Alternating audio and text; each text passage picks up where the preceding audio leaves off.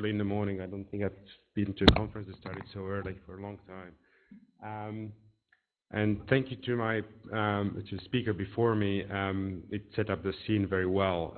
Access to data is indeed one of the most critical factors that impedes on research currently, and it's not only in urban research, as we'll see in a moment.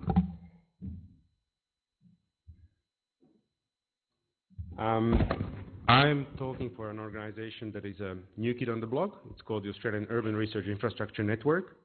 And I will start my talk by setting up the problem to which we think Orin is the solution. And I'll lead you through the initial stages of our thinking about Orin and how we approach the problem. The urban research scene is something that is not one homogeneous community. It is a disparate group of disciplines that range from architects and urban designers to regional geographers through economists, people that care about health in the urban context, people that study logistics, people that study transport, and so on. And those communities have traditionally not really been very well integrated. They don't even speak the same language. They largely use the same data sets, but reinvent the wheel all the time, how to analyze them. And we also thought, or the people that came with this project thought that there's a lot of synergies that are lost between these disciplines. One omnipresent factor is that all these people depend on large amounts of heterogeneous data, maybe not large in terms of petabytes, but data that are sourced from very many different sources in many different schemas, ways of how they're presented, the ways how they're disseminated. And very often these are data collected by governmental agencies, but also private companies and so on. And there is no single point where you can go and shop for them. Very often those data are also locked behind firewalls and have access restrictions because of containing individual records, records that relate to individuals, and you don't want to disclose those data because you can infringe on their privacy and so on. Another factor is that this community very often has excellent analytical skills, very good statistical skills, or skills that they need to do research in their specific subdomain, but often don't have advanced data processing, data handling skills, technical skills that would allow to mesh up the data from the form that they get them from the data provider to a form that's usable for them. So you see a lot of very repetitive manual processing that happens over and over again, and that has actually been solved in other disciplines in an automated process. As I mentioned, the urban research is a very multifaceted environment. It ranges in terms of scale at which it studies the urban system, from pretty large-scale views of individuals, people walking down the street, flows of pedestrians in a given building or on a street and so on, down to small-scale phenomena such as how do employment patterns shape up between different states. These communities use very different tools. The phenomena these disciplines study also range between from the physical aspects of the built environment. So how does a building shade the street, or how will the skyline of a city change if you build a skyscraper, to social phenomena, such as what happens if you shut down a car manufacturer in a given state. What will happen? Will all these people end up unemployed, or they will migrate to other occupations? All these are aspects of urban research that we're trying to cover. And the methods or the approaches that are used by these disciplines vary again from quantitative to qualitative. People that do forecasting and modeling extrapolations of phenomena, down to people that do agent-based simulations, people that are interested in the static aspect of how it is now, and others that look at the dynamic evolution of whatever is the thing they're studying. So this sets the scene for the problem. It's there is a lot of redundancy of data preparation work. The replicability of this research is really low. You cannot really just take someone's results and say, oh, right, I'll rerun it. I don't really trust the results. I want to see whether I will get the same thing from the data because of all the manual processing, the coding of addresses using, I don't know, manual insertion in Google API or something like that. It all ends up being extremely expensive for the researchers, but at the end for the community. Access to data is, as we've seen until now, very often based on social networks. I know someone high up there in the ABS, they might know of a data set that will be usable. It doesn't mean that anyone else can't get access to that. Everyone can, but no one knows of the data set, right? The result is a slow progress of the field, nowhere near to what we can compare in bioinformatics or so, where people share data, share lab protocols, and so on. Well, what's the solution? It's e-research, right? That's why we're here. In other words, ORIN, the Australian Urban Research Infrastructure Network. ORIN started about a year ago.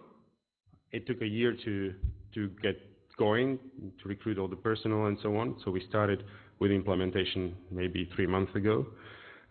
We are an EIF Super Science funded project of 20 million running until mid-2014. The goal is to establish an e-research infrastructure for access to federated sources of data to support urban research and access to tools to actually perform the research on those data. So we're not a data shop, we're not a spatial data marketplace, we're not a place where you just plug in your own data set to analyze it. With the two together, you can bring on your own data set, but what we want to provide is the whole life chain workflow from discovery of a data set or multiple data sets, they're meshed up together, interrogation through advanced tools, statistical tools, and so on in a workflow environment, and then the sharing of the results. So that's the approach we have chosen. We want to encourage good research practices in the field. We want to enable researchers to collaborate. That's really the key. We are going to demonstrate the worth of ORIN through a set of demonstrator projects. We cannot tackle this huge field just by sitting down, planning it carefully in 3 months, and then say, right, we'll do this, and solve it once for all.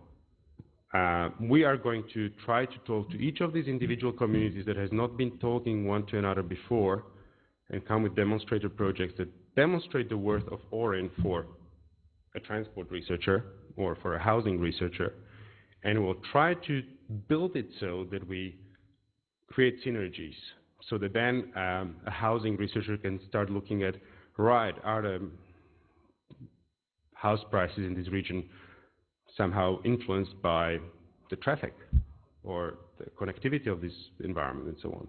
That's the sort of stuff we want to achieve. So these are the key 10 areas, the key 10 sub-disciplines, if you want, the key 10 lenses that ORIN will be demonstrated on.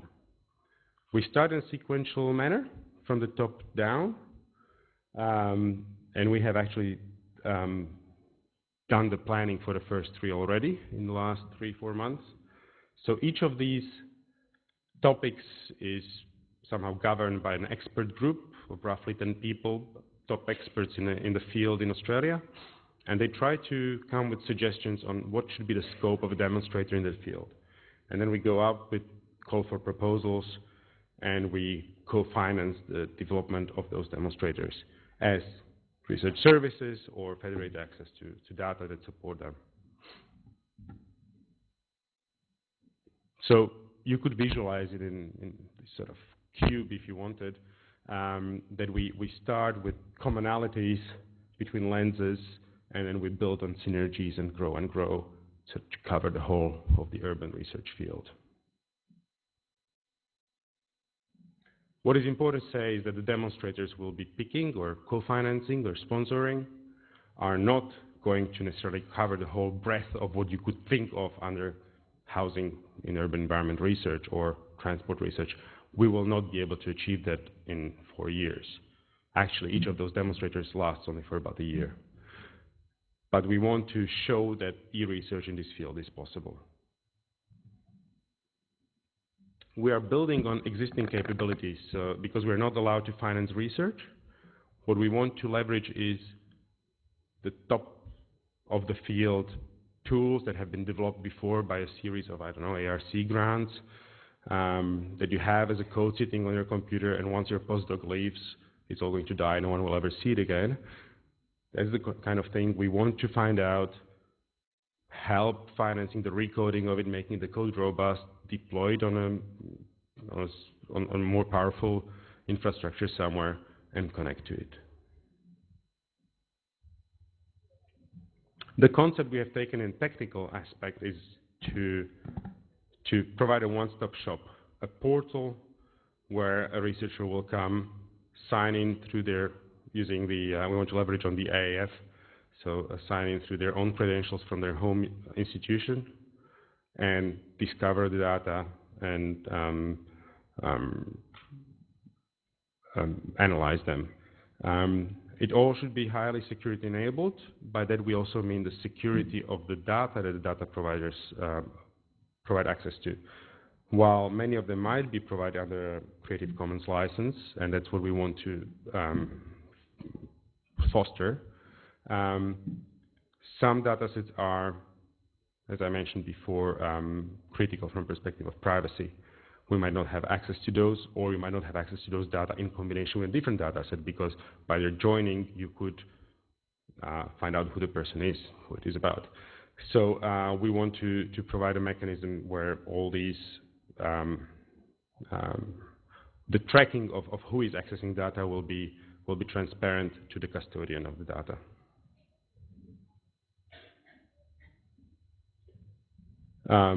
The brief of Oren is to unlock data under Creative Commons license, but also to deploy the whole infrastructure under an open source software stack. And we think that space is the key for urban research, so we're heavily building on top of the Java Geo free and open source stack. You have probably heard about the same tools a fair bit in the last day, and you will hear today and tomorrow again. In principle, same things as the SISS stack of OSCOPE, although we tweaked it a little bit differently. There is, of course, more than space. The communities we deal with are very disparate. It's the building information modelers, which are, again, different, and a very strong community of statisticians. The Australian Bureau of Statistics is one of the key partners in this project, and they work with something called SDMX, which no one really knows, so we're trying to crack that. This is a simplistic schema of what we're trying to deliver. One of the key components, so the two key components, is that we want to have the whole environment very data-driven. We don't want to hard code the interface. It all should be driven by the data that are coming our way, by the schema of the data. And again, we don't have any control over that, so we can't really leverage on any vocabulary-based approach as some of the other projects around. The other pillar is, from my perspective, the workflow environment that should be sort of underpinning all the interaction. The workflow environment is really critical because it allows you to save what your interaction with the data was and come back to a portal and continue from that point on. It allows you to share what you have done with the data with your researcher colleagues, or if you want to publish a paper and so on. It's basically an executable metadata record about your analytical process.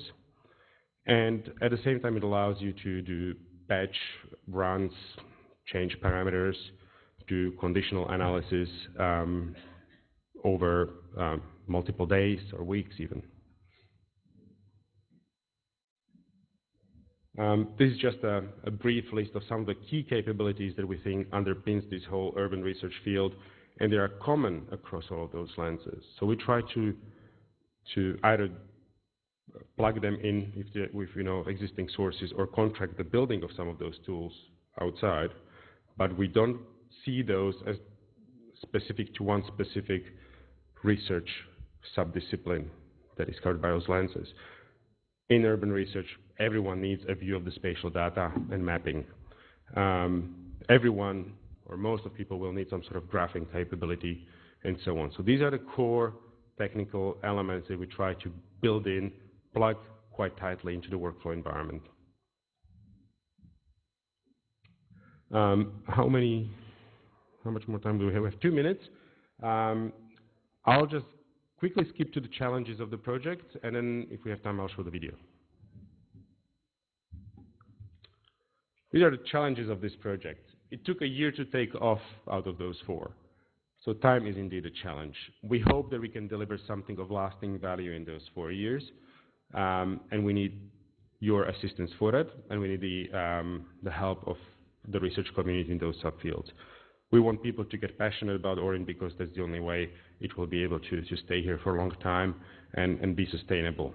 Don't think of it as, right, I might try to get some funding from Orin, that's it, I'll forget about it. Think of it as something that might reduce your costs in the longer term. We are trying to provide value. We're trying to unlock data that you wouldn't have normally get access to, also from private industry, for instance, but we need your researchers' collaboration for it. So that's back to data provider participation. We are going through all sorts of hurdles. Data agencies are not very ready for federated data access, and we're trying to explain to them that it's ultimately safer to provide data in a federated way than to provide a DVD to someone and sign a non-disclosure agreement, but in the minute that the DVD is out of the door, the data are gone. We have a very weakly defined scope because it's defined by the experts in the experts groups. That's a major challenge for us in terms of development. We do not really know what we'll be developing in a year's time. We try to provide a very flexible architecture underpinning the whole thing, come with tools that will be able to be usable across it, but there is no certainty. And finally, the acceptance of e-research in the field is something we see as a big problem, and I think that you all know that. People like to use their desktop tools because they feel they're under control, and they have been using them for 10 years, so why change? They don't see the cost reduction as being so immediate or so significant because, hey, I had a funding agency that gave me the money anyway for those tools. I think there is a lot of work for all of us to advocate for e-research approaches to data sharing and data analysis. And now, just quickly, I have about 5 videos. I'll just show you one.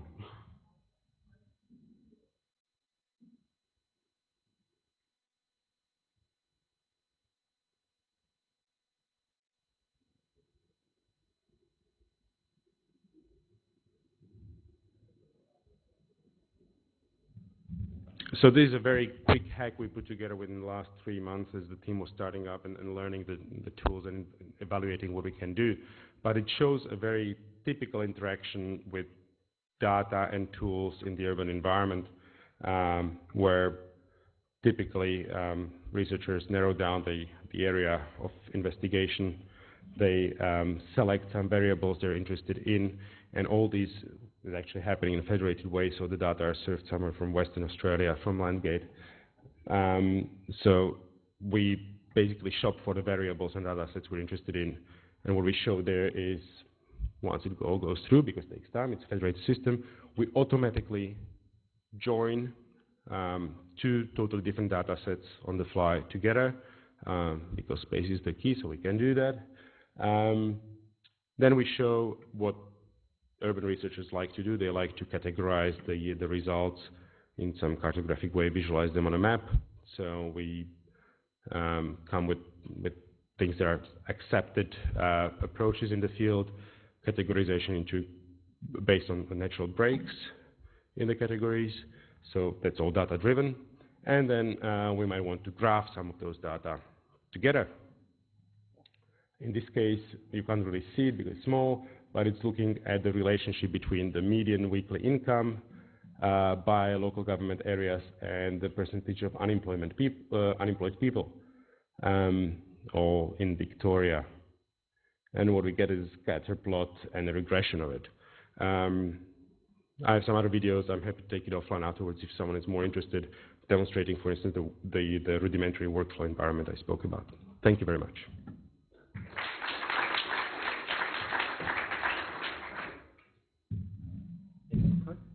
I'll start right. Thank you very much. There's a gift from the organisers.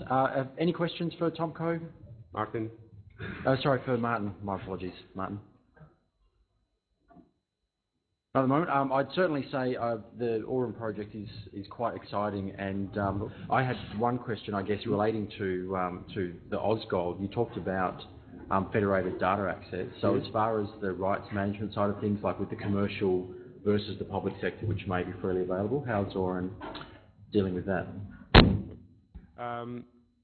We do have a lawyer on board who looks into that, but we haven't really solved it yet. And I would like to maybe speak to afterwards what are the possibilities we have. We know that there is a lot of concerns about providing access to data.